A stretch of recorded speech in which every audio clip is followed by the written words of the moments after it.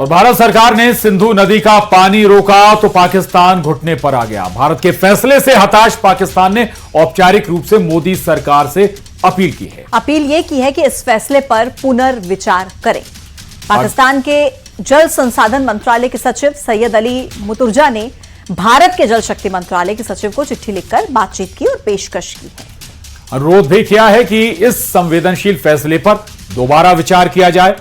पाकिस्तान पर यह मार नूर खान और रफी की एयरबेस की तबाही से ज्यादा बड़ी है, क्योंकि इससे पंजाब के पूरे इलाके में सूखा पड़ जाएगा। पाकिस्तान का यह कहना है कि अगर भारत 3 नदियों के जल पर अपने अधिकार का पूर्ण उपयोग करने लगा तो पाकिस्तान के कई राज्यों में गंभीर जल संकट पैदा हो जाएगा। और इस खतरे को भांपते हुए पाकिस्तान ने भारत से तुरंत बात करने की अपील की, लेकिन भारत इस बार नरमी के मूड में नहीं दिखता।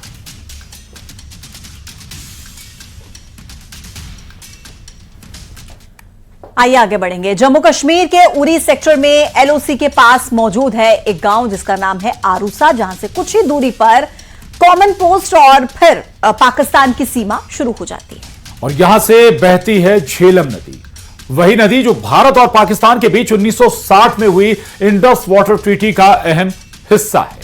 ये झेलम नदी यहीं से होकर पाकिस्तान जाती है और अगर भारत इस पर कंट्रोल और यहां पर बांध बना दे तो पाकिस्तान बूंद बूंद के लिए मोहताज हो सकता है। आपको दिखाते हैं रिफत अब्दुल्ला की एक्सक्लूसिव ग्राउंड रिपोर्ट।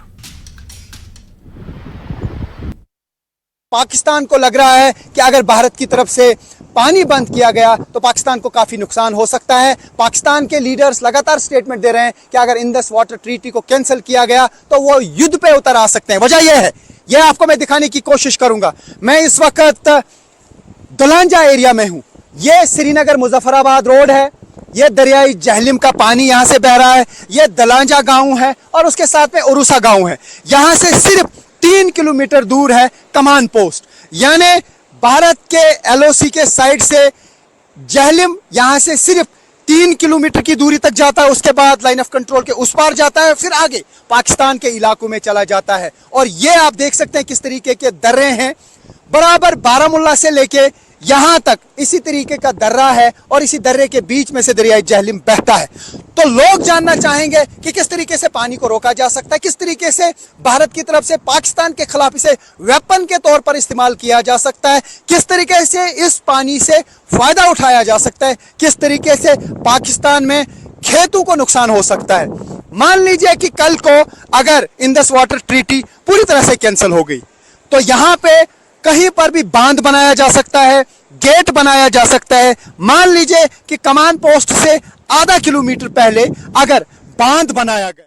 और भारत पाकिस्तान तनाव के बीच विदेश मंत्री एस जयशंकर ने पाकिस्तान को एक बार फिर दो टूक शब्दों में समझा दिया है कि बात होगी तो सिर्फ पीओके और आतंकवाद पर होगी।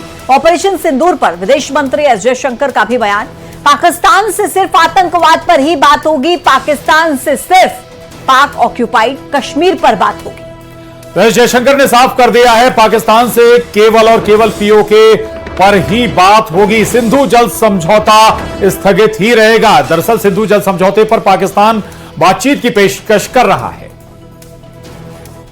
I think the Prime Minister made it very clear that the only talks with Pakistan will be on terror. That Pakistan has a list of terrorists who need to be handed over. They have to shut down the terrorist infrastructure. They know what to do. We are prepared to discuss with them what is to be done on terrorism. Those are the talks. तो operation सिंदूर के दौरान भारत के स्वदेशी air defence system आकाश तीर ने पाकिस्तान के दांत खट्टे कर दिए। भारत के इस एडवांस एयर डिफेंस सिस्टम के चलते पाकिस्तान की एक भी मिसाइल या ड्रोन भारतीय हवाई सीमा में दाखिल नहीं हो सके। ऑपरेशन सिंदूर के दौरान पाकिस्तान ने अपने ड्रोन्स और मिसाइल से भारत के सैन्य ठिकानों को टारगेट किया तो भारत के स्वदेशी एयर डिफेंस सिस्टम आकाश तीर ने इन हवाई खतरों को हवा में ही नष्ट कर दिया।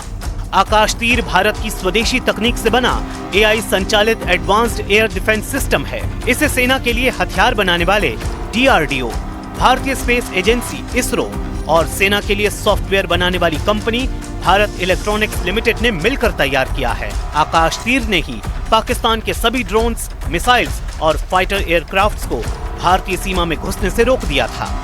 आकाश तीर ने पाकिस्तान के खिलाफ जंग की तस्वीर ही बदल दी है। कुछ समय पहले ही आकाश तीर और वायुसेना के integrated aerial command and control system को जोड़ा गया है। ऑपरेशन सिंदूर के दौरान लद्दाख से लेकर राजस्थान तक कुल 6 आकाश तीर नोड या कमांड पोस्ट एक्टिव थे।